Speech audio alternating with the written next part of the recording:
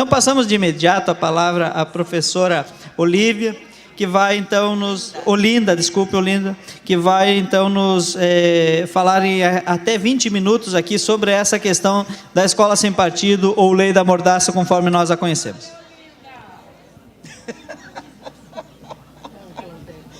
Claudete. Tudo bom, Claudete? Bom, em primeiro lugar, quero saudar os professores aqui nessa Assembleia e agradecer imensamente o convite do sindicato.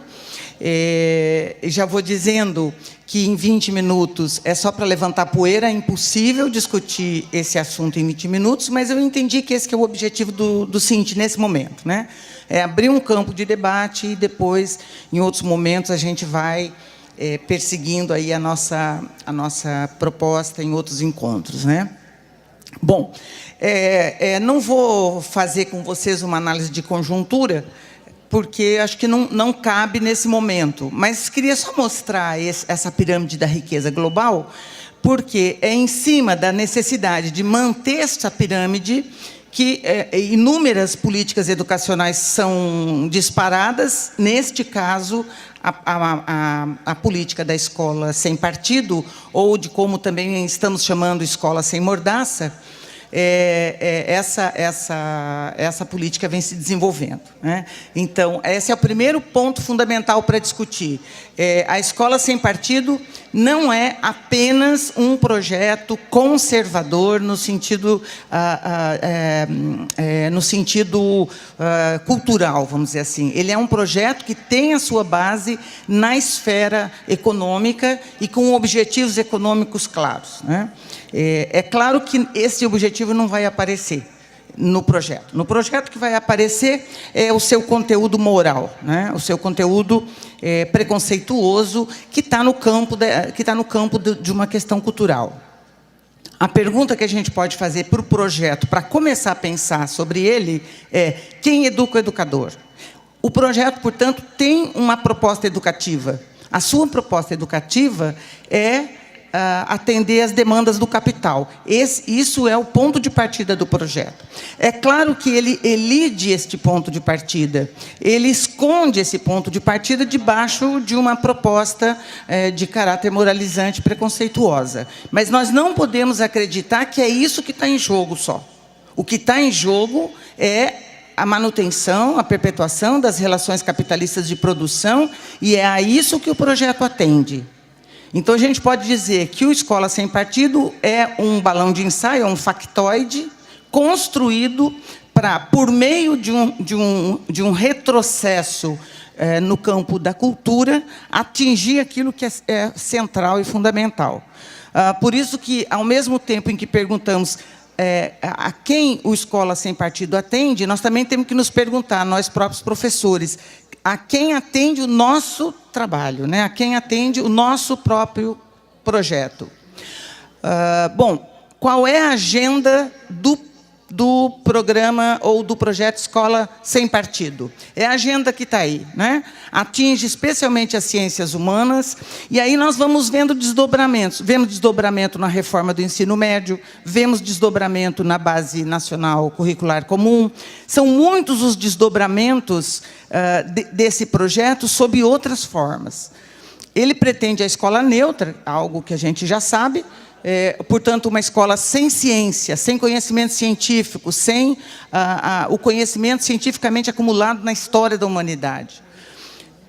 Tem como centro o combate à ideologia de gênero. É claro que esta formulação, ideologia de gênero, é uma formulação do próprio Escola Sem Partido. O movimento de mulheres ou o movimento feminista não se refere à ideologia de gênero, se refere a estudos de gênero, é bastante diferente, né? A papisa da ideologia de gênero é a advogada Beatriz Kisses. Vocês podem entrar no site Revoltados Online e ver as falas que ela faz sobre a ideologia de gênero. O que é a ideologia de gênero dentro do projeto Sem Partido? É a ideia de que uma pessoa nasce homem ou nasce mulher, né?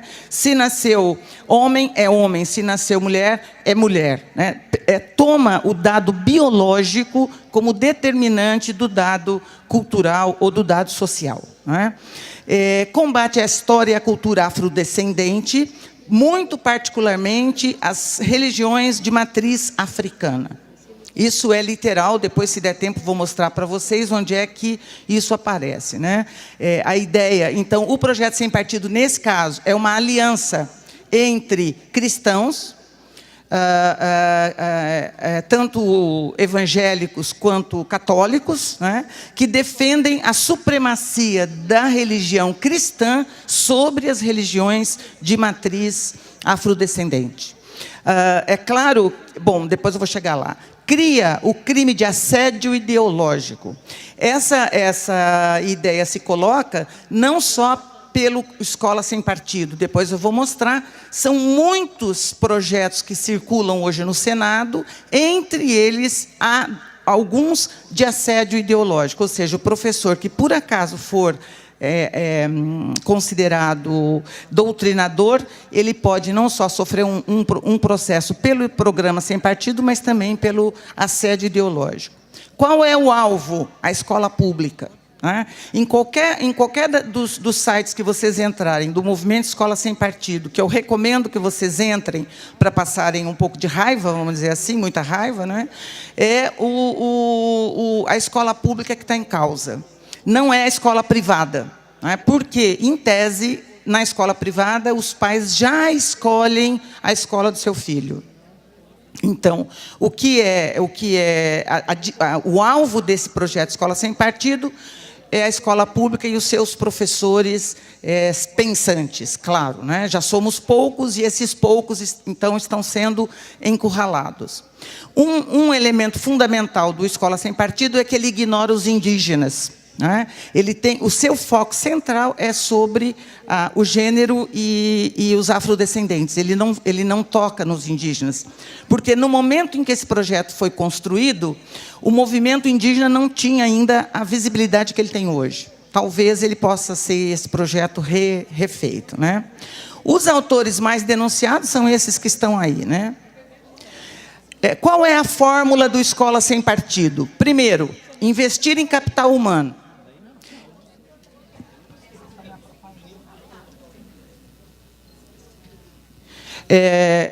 O investimento em capital humano no sentido de que quanto mais você forma um trabalhador docilizado, mais você mantém as condições sociais de produção. Então, a fórmula é investimento em capital humano mais controle moral conservador liberal. Então, formar o trabalhador, mas formar o trabalhador dócil, apassivado, que possa produzir em condições de aceitação total ou o mais total possível das condições de trabalho. Ou seja, uma ideologia da submissão ajustada à recomposição do sistema capitalista. É algo básico. Nós estamos assistindo ao avanço dos interesses do capital de várias formas. E esta é uma delas. A economia, então, manutenção da ideia de economia subordinada e dependente. Ou seja, professores instrumentalizados para perpetuar ou aprofundar essa condição. É claro que aqui não estou falando para vocês que existe contradição. Estou só dizendo qual é o projeto do Escola Sem Partido. Não estou querendo dizer que lá na escola nós vamos fazer isso e que não vamos nos insubordinar. Vamos nos insubordinar, vamos nos rebelar, vamos subverter essa proposta. Nós não vamos aceitar. Mas isso é o projeto que está colocado. Esse é o logo do Escola Sem Partido e é um logo completamente ridículo. Por quê? Porque não existe esse aluno no Escola Sem Partido. O nosso aluno nem está de terno, e nem está de sapato engraxado desse jeito. Então, para mim, isso foi um ato falho do Escola Sem Partido, porque quem anda assim são os congressistas. São eles que andam assim. Mas, para que nós possamos ter o congresso que nós temos hoje, nós precisamos ter esse tipo de Escola Sem Partido de fato. O Miguel Najib é o coordenador desse projeto e ele não tem mais, se vocês entrarem na biografia dele, essa que é a biografia dele. Ele fundou o projeto e ele é líder desse movimento. Então, a biografia dele não é assim tão maravilhosa.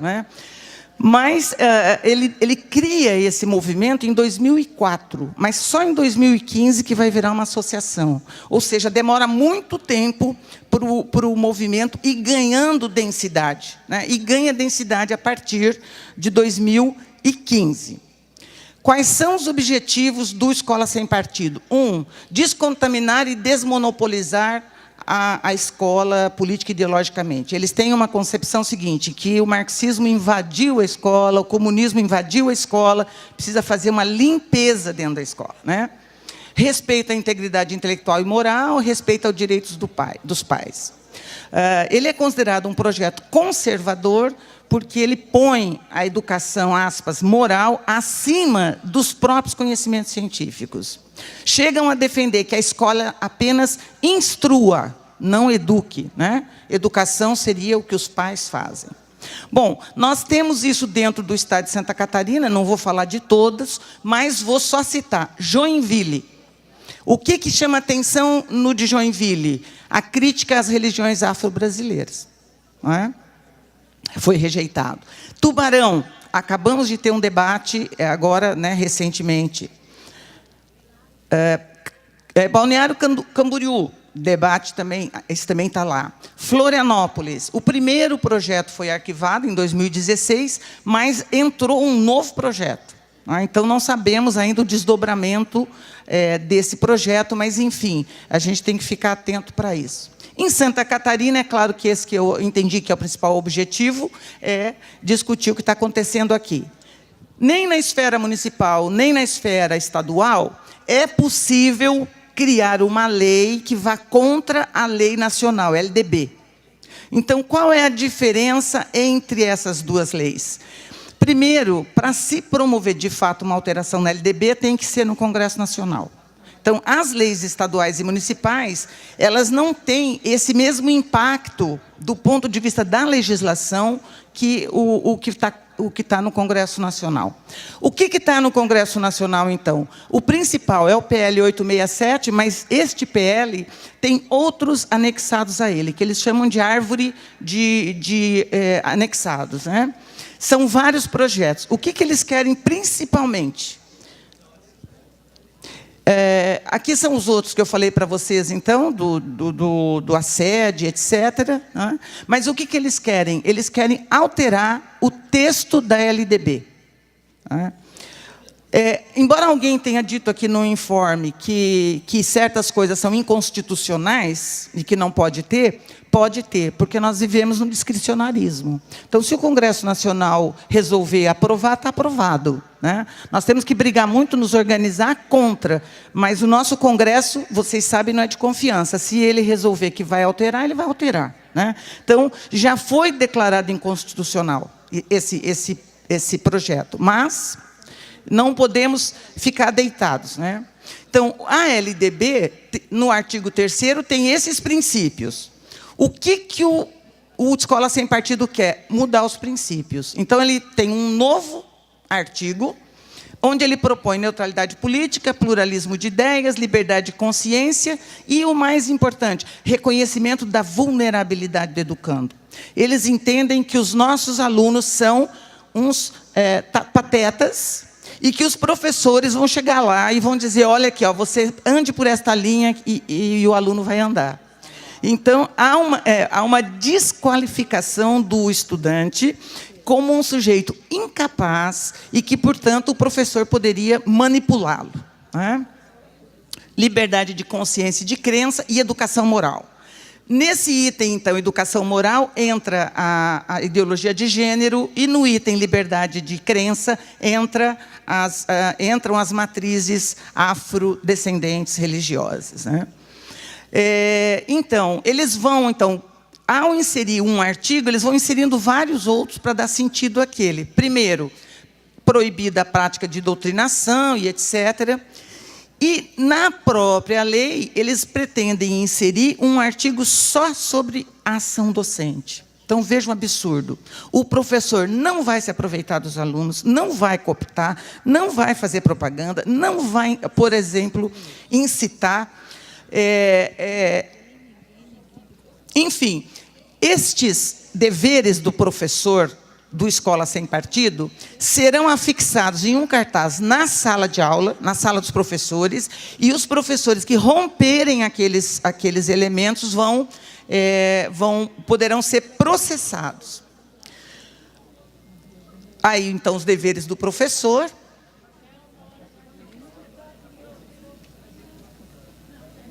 Denúncia nas escolas. Então, há um estímulo a que os professores sejam denunciados. Há um site que paga R$50 para o aluno que denunciar um professor, a denúncia anônima.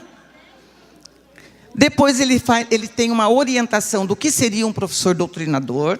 Estou fazendo assim porque vocês já viram que os 20 minutos já desapareceu. O que é importante é que este site traz uma notificação extrajudicial.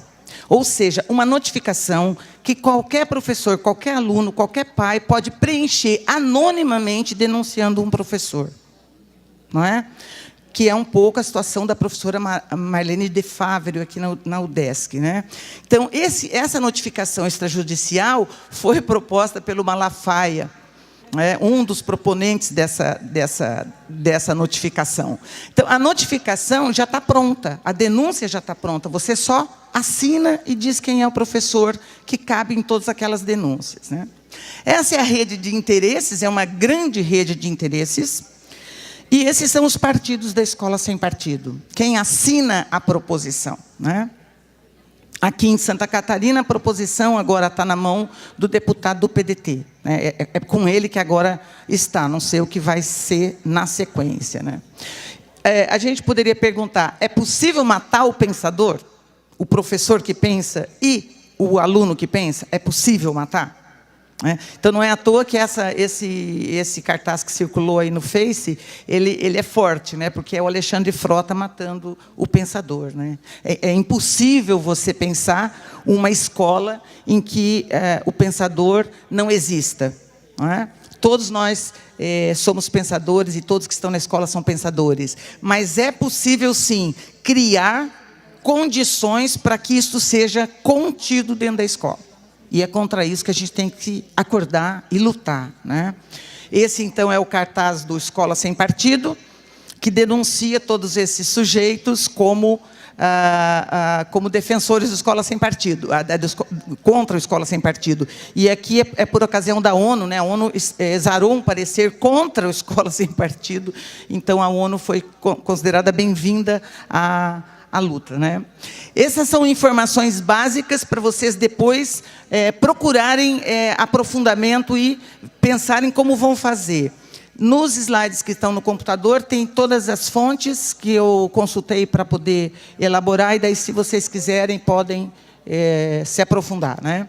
Eu agradeço muito, acho que 20 minutos não é possível, mas, pelo menos, levantamos alguns pontos fundamentais, sendo que o central é a mudança da legislação nacional que está em vias de acontecer. Tenho 2 minutos, vocês acreditam? Eu acelerei tanto que eu terminei antes, que ótimo. Então, tá, meninos, era isso, né? O projeto exige a nossa atenção, não pelo projeto em si, mas pelo sentido de fortalecimento das relações capitalistas de produção que ele traz escondido. Não é? É isso que a gente precisa denunciar nos nossos debates, que isso é uma cortina de fumaça e nós não vamos embarcar na cortina de fumaça. Né? Obrigada.